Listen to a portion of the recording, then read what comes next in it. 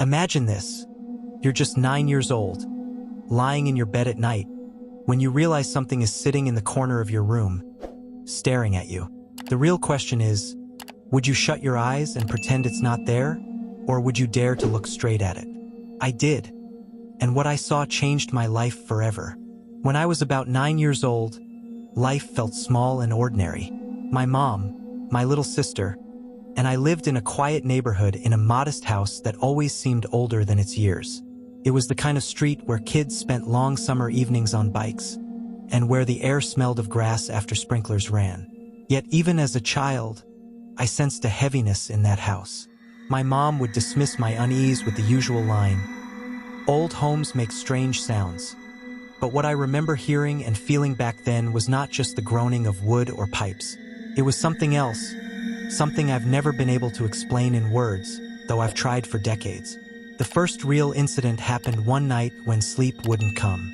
I lay curled under my blanket, my eyes fixed on the glow-in-the-dark stars stuck to my ceiling. My room was simple. A small bed, a low dresser, and a toy chest pushed against the wall under a window that rattled when the wind picked up. Tree branches outside cast moving shadows across the walls, and I kept telling myself the shapes I was seeing were just branches swaying. But then my stomach went tight because one of the shadows didn't sway at all. It clung to the corner of the room, down near the toy chest, like a hunched figure waiting. At first, I tried to rationalize it. Maybe it was a pile of toys or my jacket on the floor. I almost laughed at myself for being scared. But then I blinked, and the shape was simply gone. My whole body turned cold. Not the kind of chill you feel from an open window, but a deep internal coldness that seems to rise from your bones. I buried my face under the blanket until sleep took me. When daylight came, I'd nearly forgotten about it, until my eyes fell on the toy chest. It stood open, lid raised like someone had been rummaging inside. I never left it that way because my mom would scold me if toys spilled out. Quietly, I closed it and told no one. Weeks later, my sister, only 5 at the time, said something at breakfast that made me stop chewing. She told my mom she didn't like the man in the closet. She said it as though she were talking about the weather, calm and sure. My mom brushed it off, calling it imagination, but I could see from my sister's small, serious face that she wasn't playing. She said he stood inside the closet at night and whispered, though she couldn't understand his words. My mom only prayed with her that night and tucked her in. She never actually looked inside the closet. That same night, I woke to a scraping sound on my bedroom floor, like someone dragging fingernails across wood. Frozen in place, I dared not lean over the side of the bed because I was sure I'd see eyes staring up at me. The sound stopped right by my mattress. I stayed motionless until I drifted into a shallow sleep. In the morning, fresh scratches marked the wood by my bed, long, deliberate grooves like something had clawed at it. When I showed my mom, she got angry. She accused me of dragging furniture or playing with something sharp. I swore I hadn't, but she didn't believe me. After that, nights grew heavier. Soft whispers would drift from my closet, as though someone had turned a radio low. My sister would wake up crying and pointing to a corner of her room, saying, "He's there." I never saw him myself, but my skin would prickle as though a pair of eyes were fixed on me. The worst night came in the dead of winter. I woke to find my bedroom door ajar when I always closed it.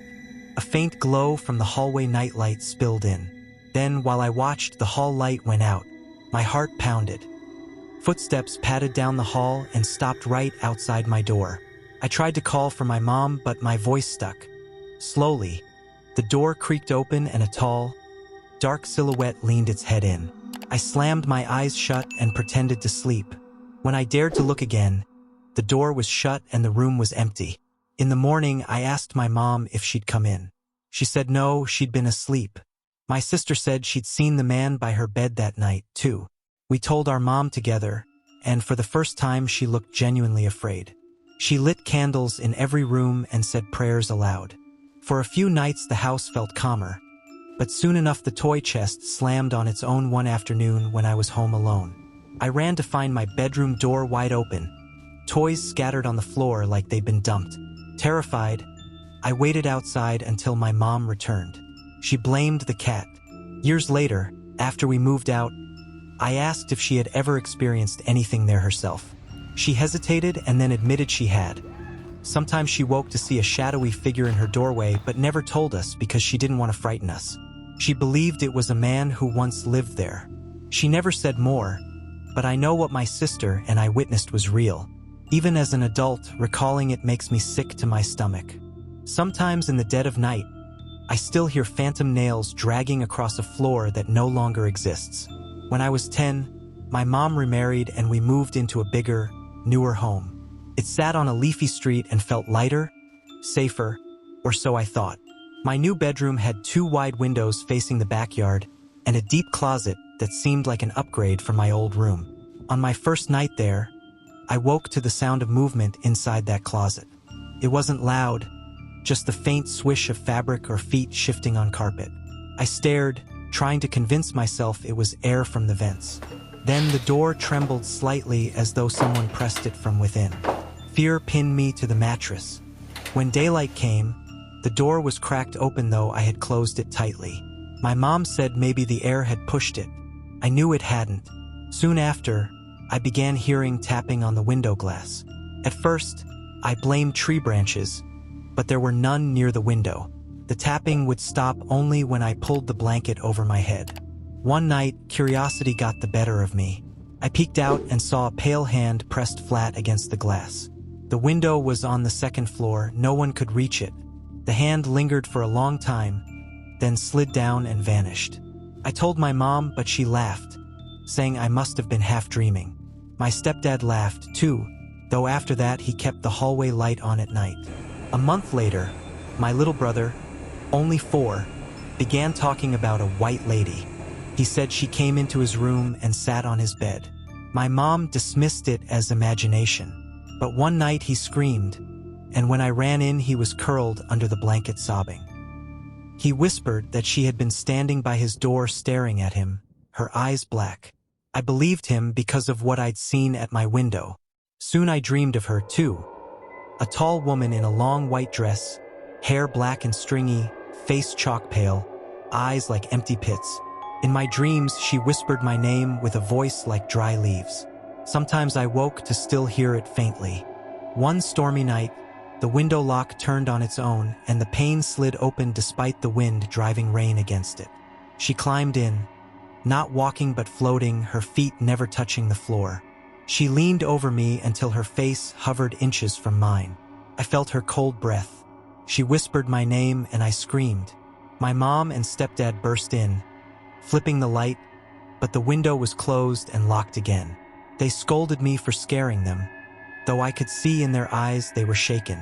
After that, my mom took me to therapy for a while, calling them night terrors. We stayed in that house 3 more years. My brother stopped mentioning the white lady, but I think he was just too scared to speak. Some nights I heard him whisper, "Go away," through the walls. Even now, storms make me glance at corners of dark rooms to be sure nothing tall is lurking. And then there's the memory from when I was 8 before either house. Back then, I rode my bike up and down our street after school, memorizing every crack in the sidewalk. Near the end of the block stood a house with a long driveway where an older man in a hat often stood, never stepping past his driveway but calling to me when I rode by. He'd ask about school, about my bike. He even joked with me once. I never crossed the street because my mom forbade it, and he never asked me to. For weeks, we exchanged small words from across the road. He seemed to know little details about my family I hadn't told him. I assumed he'd just seen us from afar. Then one week he wasn't there. The curtains stayed closed. Days later, I saw a woman in the backyard watering plants. Finally, curiosity won. I waited until no one was looking and crossed the street to the back gate. She looked startled but not angry when she saw me. I told her about the man in the hat who used to stand in the driveway and say hi. She wiped her hands on her dress and said the man I described sounded like her husband, but he had died the year before. She showed me his picture, the same hat, the same smile, but in the photo a thin pale scar ran from his ear to his mouth. The man I'd spoken to had no scar. She insisted the scar had been there since he was young. I thanked her and backed away. That night I couldn't sleep thinking of his voice. Weeks passed and nothing happened. Then one rainy night, I woke to someone calling my name outside my window in a voice I knew. I shouted for my mom, who lifted the blinds and said no one was there. My father checked the locks. They told me I must have dreamed it. My throat was sore from yelling. Kids at school laughed when I told them. One dared me to stand in that driveway at night and call his name. I refused. Years went on.